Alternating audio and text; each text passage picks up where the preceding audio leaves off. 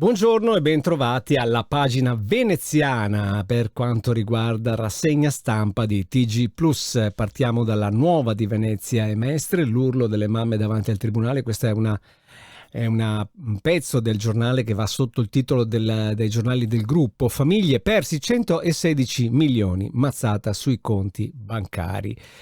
In un anno l'inflazione e i rincari hanno eroso quasi un punto percentuale dei risparmi dei veneziani, ma mutui quasi impossibili per gli under 35, tassi di interesse tornati ai livelli del 2008. Chi ha i soldi di solito va a chiudere i conti, chi li ha, chi non li ha purtroppo deve pagare gli interessi, sono guai.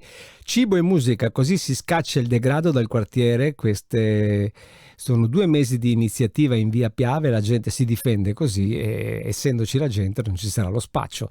Tassa di soggiorno è boom di incassi grazie al team anti-evasione e Mestre, il ritorno dell'eroina gialla, pusher arrestato dai vigili urbani. L'ozono cresce fra caldo, afa, primi malori, proteggetevi, lo dicono gli esperti.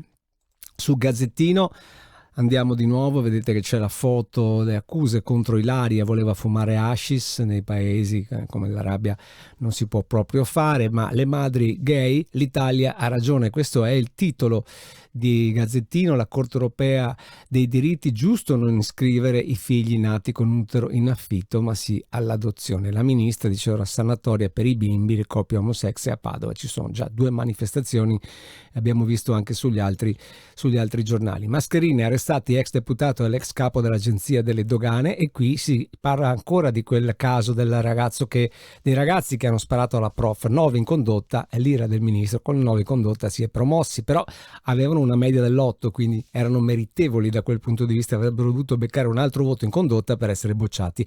L'insegnante dice uno schiaffo morale, ma la pagheranno. E poi questa notizia: muore di droga a 2 anni, è il primo caso nel mondo. Vediamo il Corriere del Veneto. Con la fotonotizia, andiamo prima sul titolo in alto: promossi, il ministro via verifiche. Vedete che anche qui si parla molto di questi studenti che passano gli scrutini con 9 in condotta. C'è adesso una bufera politica, Valditara diseducativo, il governatore, la scuola ha avuto poco coraggio.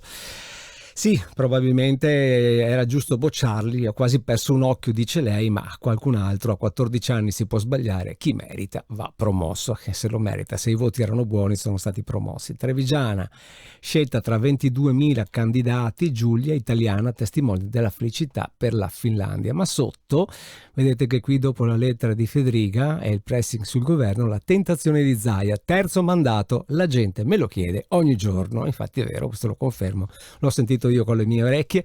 Trovati 6 evasori al giorno, il record dei bonus edilizi, questo è il grande lavoro della Guardia di Finanza, e i grandi concerti, il vertice sulla sicurezza.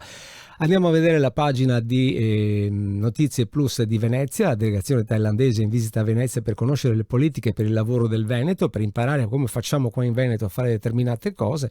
Bene, ben venga. Poi c'è un'allerta meteo dichiarata per oggi e vedete che un 17enne è fermato per il possesso di hashish. Poi ci sono notizie che arrivano anche da ieri, ma ci saranno quelle nuove di oggi. Le trovate sempre sulla nostra pagina di Notizie Plus.